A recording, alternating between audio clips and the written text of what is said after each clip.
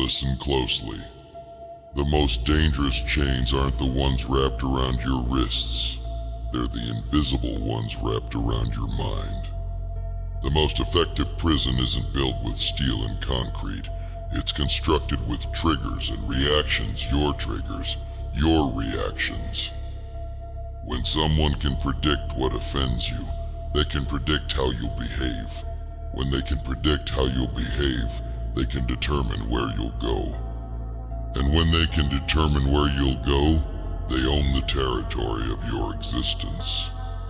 This isn't philosophy. This is strategy. Every master strategist throughout history understood a fundamental truth. Control emotions, control actions, control actions, control outcomes, control outcomes, control destiny. Your offense is not your shield, it's their weapon. Let that truth sink through your skin. Feel it penetrate your bones. Allow it to resonate in the chambers of your chest, where courage either flourishes or withers. When you become predictably offended, you become predictably manipulated. Your reactions cease being yours and instead become programmed responses to calculated provocations. Think about it deeply, honestly, ruthlessly. How many of your strongest reactions were actually orchestrated? How many times has your offense served someone else's purpose? How often has your outrage been the exact response someone was counting on? The most insidious form of control doesn't announce itself with uniforms or declarations. It whispers through your own voice. I'm offended. And in that moment of offense, your rational mind surrenders command to your reactive emotions. Your strategic thinking subordinates itself to your triggered feelings. Your sovereignty transfers to whoever pulled that trigger. The ancient samurai understood that emotional reactivity meant certain death. The masterful chess player knows that predictable moves guarantee defeat. The wise leader recognizes that triggered decisions ensure failure. Yet in our current age, being easily triggered has been rebranded as virtue, sensitivity celebrated as awareness, and reactive emotionality positioned as moral superiority. This isn't accidental, it's architectural. A population that can be collectively offended can be collectively directed. A mind that can be easily triggered can be easily manipulated. A society that prioritizes emotional reactions over strategic thinking becomes navigable by those who map its triggers. Your offense is their roadmap to your mind. When you allow external voices to determine what words can enter your ears, what ideas can enter your mind, what concepts can challenge your beliefs, you've surrendered the most sacred territory in existence, the landscape of your own thinking. The truly powerful aren't offended by words because they understand the profound difference between words and reality. They grasp that offense is a choice and not an inevitability, not a requirement, not a moral obligation. It's a choice that either empowers you or disempowers you. There's a reason why history's most impactful figures, from stoic philosophers to revolutionary leaders, from groundbreaking scientists to transformative artists, all shared one common trait. They remained unmoved by criticism, unshaken by offense, and unbothered by provocation. They understood that to be easily offended is to hand over the remote control of your emotional state to others, and whoever controls your emotional state controls you. Consider the martial wisdom in this truth. The fighter who reacts to every feint exhausts himself before landing a single meaningful blow. The general whose troops can be drawn out of formation by simple provocations watches his army crumble. The warrior who abandons strategy for emotional reaction has already surrendered the battlefield. Your triggers are not random.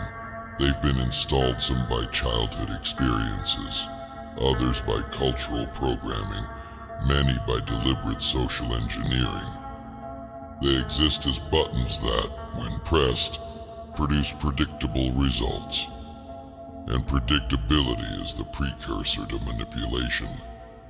When you respond exactly as expected, you become exactly as controlled. The most valuable freedom isn't physical, it's psychological. The liberty to think without predetermined reactions.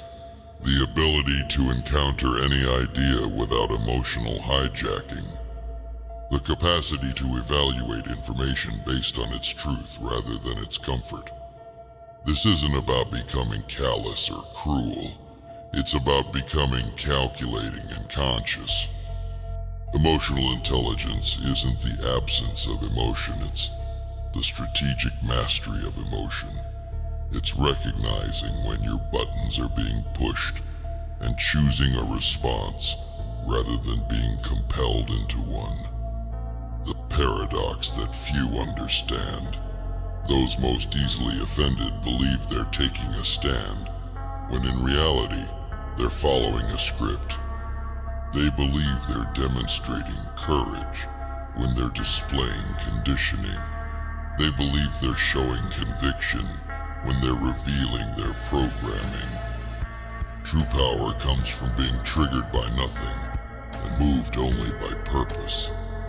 The most dangerous person in any room isn't the strongest, the loudest, or even the smartest. It's the one who cannot be emotionally manipulated, the one whose buttons don't work anymore, the one whose triggers have been disarmed, the one whose reactions are chosen rather than compelled. That percent-centered, strategic, and emotionally sovereign possesses something more valuable than any weapon: psychological autonomy. Think of the implications in your daily existence. When someone knows exactly what will offend you, they know exactly how to control you. When they understand precisely what will trigger your outrage, they understand precisely how to redirect your energy. When they can accurately predict what will capture your emotional attention, they can accurately determine what you'll ignore. Tonight, your offense is their method of misdirection. While you're busy being outraged by what you're meant to see, you remain blind to what you're meant to miss. While you're consumed with emotional reactions to the obvious provocation, you fail to notice the subtle manipulation. While your attention fixates on the trigger, your awareness misses the true target. This isn't conspiracy, it's strategy. Every effective tactician knows that the most successful attack isn't the one that overpowers resistance, it's the one that bypasses resistance entirely. And the easiest way to bypass resistance is to create a reaction so predictable, so automated, so unthinking that it becomes invisible even to the person experiencing it. That's the danger of being easily offended. Your reactions become someone else's tactics. But here's the transformative truth, the revelation that changes everything. You can choose differently. Not tomorrow, not eventually. Right now. You can decide that your emotional responses will be selected rather than triggered, chosen rather than compelled, strategic rather than reactive. You can determine that your attention will be directed by purpose rather than provocation, by intention rather than instigation, by design rather than distraction. You can establish that your mental territory belongs exclusively to you, not to those who seek to manipulate it, not to those who attempt to map it, not to those who try to mine it for their benefit. This doesn't require suppressing your emotions. It demands mastery. It doesn't necessitate abandoning your values. It requires fortifying them beyond the reach of manipulation. It doesn't mean becoming insensitive, it means becoming intentional. The warrior doesn't overcome fear by never feeling it, but by feeling it and choosing action anyway. The strategist doesn't eliminate emotion from decision-making, but ensures emotion informs decisions rather than dictates them. The leader doesn't become immune to criticism, but becomes immunized against being controlled by it. So ask yourself, who benefits from your offense? Who profits from your outrage? Who gains advantage from your emotional reactivity? Rarely is it you. When you allow your buttons to remain operational, you permit others to push them at will. When you maintain your triggers, you sustain their control. When you preserve your predictable offenses, you perpetuate their power over your perception. The most revolutionary act in an age of manipulation isn't resistance, it's psychological sovereignty.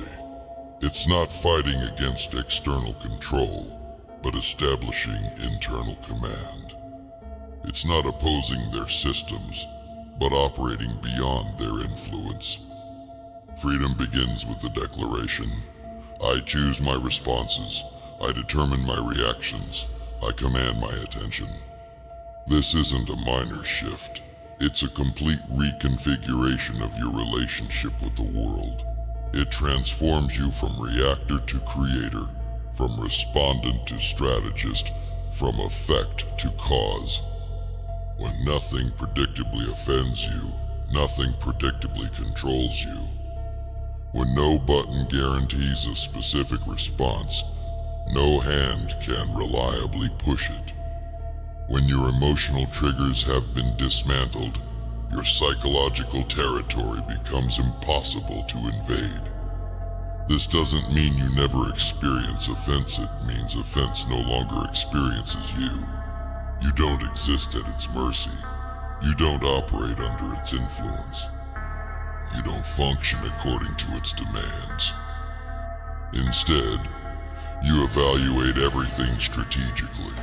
What purpose does this offense serve? What action does this reaction produce? What advantage does this emotion create or surrender? The most powerful question isn't, should I be offended? It's, does being offended serve my purpose? If it doesn't, then regardless of justification, regardless of validation, regardless of supposed righteousness, it remains a vulnerability rather than a virtue. This approach isn't cold, it's calculating. It isn't heartless, it's strategic. It isn't disconnected, it's deliberate. The heart that beats according to its own rhythm rather than external provocation becomes uncontrollable through conventional tactics. The mind that processes information through purpose rather than programming becomes unsuitable for standard manipulation. The spirit that maintains sovereignty over its responses becomes ungovernable by emotional exploitation. That heart, that mind, that spirit, they form the foundation of true autonomy. So consider now the terrain of your psychology. Map the locations of your triggers. Identify the positions of your buttons. Recognize the coordinates of your emotional vulnerabilities. And then begin the essential work of disarmament. Not by suppressing your feelings, but by understanding their strategic implications. Not by denying your values, but by ensuring they're truly yours rather than installed operating systems. Not by becoming emotionless, but by becoming emotionally sovereign. The difference between being controlled and being in control isn't what you feel, it's who decides what you feel and when you feel it. The masters of manipulation have always understood this. Now it's time for you to understand it too. If you're easily offended, you're easily manipulated. If you're easily triggered, you're easily controlled. If you're easily provoked, you're easily predicted. But the opposite also holds transformative truth. If you're difficult to offend, you're difficult to manipulate. If you're challenging to trigger, you're challenging to control. If you're impossible to provoke predictably, you're impossible to direct reliably. This isn't just information, it's liberation. Not from the existence of manipulation, but from its effectiveness on you. Not from the presence of triggers, but from their power over you. Not from the reality of offense, but from its ability to determine your direction. The choice has always been yours. The power has always resided within you. The sovereignty has always been your birthright. Claim it now. Not through force, but through awareness. Not through fighting, but through understanding. Not through resistance, but through reconditioning. Your mind, dune manipulated, untriggered, unoffended, becomes the most revolutionary territory in existence. Your psychology, sovereign, strategic, self-determined, becomes the ultimate act of liberation. And your existence, purposeful, intentional, calculated, becomes unstoppable. Because those who can't be predictably offended can't be reliably controlled. And those who can't be reliably controlled can't be systematically limited. And those who can't be systematically limited can't be contained. This is the ultimate freedom. This is the essential sovereignty. This is the true power. It begins with a single realization. If you're easily offended, you're easily manipulated. And it transforms with a single decision. Not anymore.